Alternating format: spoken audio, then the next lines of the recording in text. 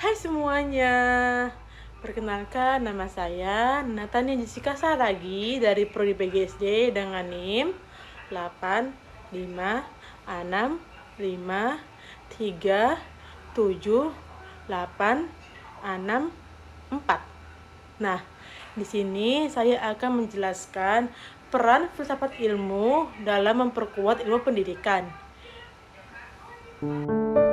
Yang pertama ialah bagaimana filsafat ilmu bisa mengawasi dan memperkuat eksistensi, keilmiahan, serta nilai dalam pendidikan. Nah, yang pertama, filsafat ilmu akan berperan penting dalam menjaga pendidikan tetap menjadi ilmu yang memiliki dasar yang jelas, sistematis, dan sangat bernilai.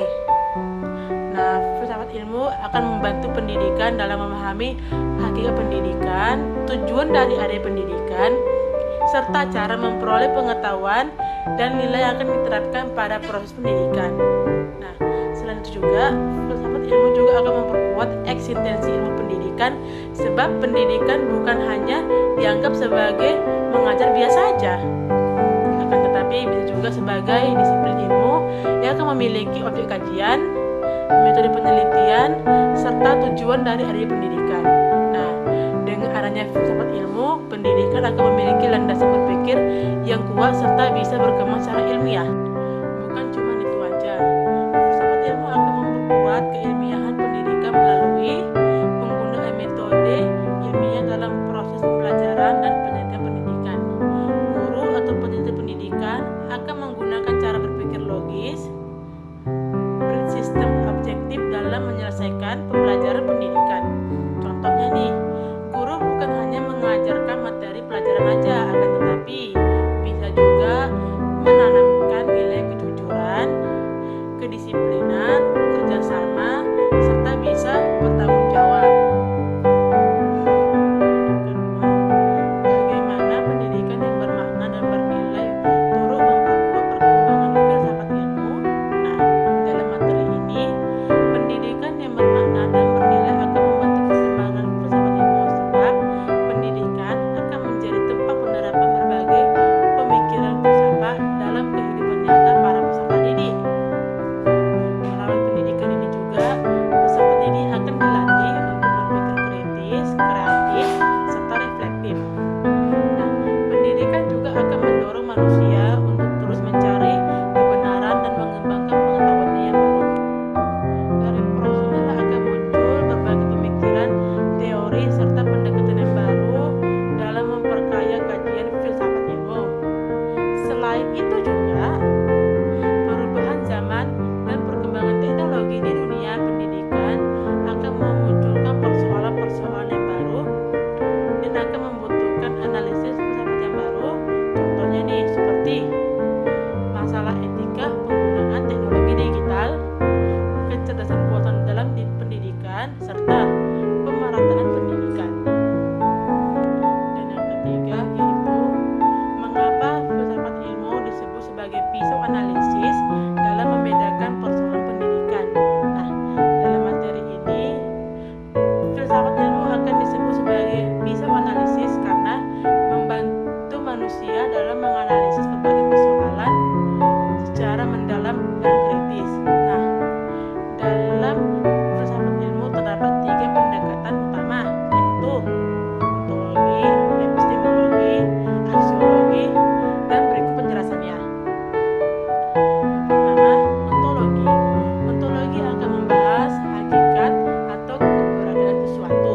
Nah, dalam pendidikan juga, ontologi akan digunakan dalam memahami hakikat manusia, kurikulum, serta tujuan dari area pendidikan. Dan yang kedua, epistemologi. Epistemologi adalah teori yang akan membahas bagaimana pengetahuan diperoleh dan akan dikembangkan.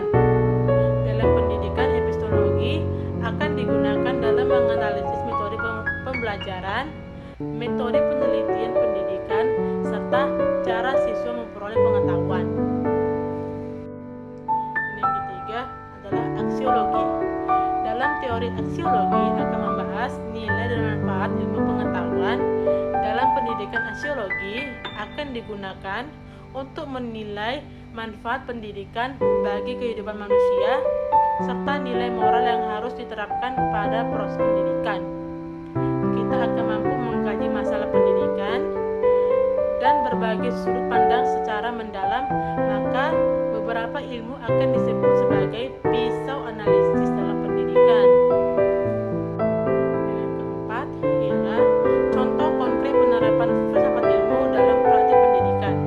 Nah, menurut teori penerapan filsafat ilmu dalam pendidikan dapat dilihat dari berbagai kebijakan, kurikulum, serta proses pembelajaran. Yang pertama ialah dalam kurikulum. Dalam kurikulum merupakan contoh penerapan filsafat ilmu di pendidikan.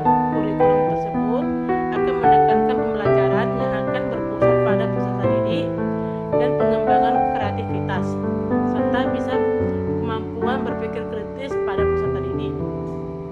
Maka dari itu, hal tersebut akan menunjukkan kalau pendidikan tidak hanya fokus pada hafalan aja, akan tetapi bisa pada pengembangan potensi manusia secara menyeluruh. Yang kedua ialah proses pembelajaran. Dalam proses pembelajaran akan menggunakan metode diskusi, tanya jawab, serta pemecahan masalah supaya siswa bisa aktif dalam berpikir serta menemukan pengetahuannya sendiri. Yang ketiga ialah pendidikan karakter.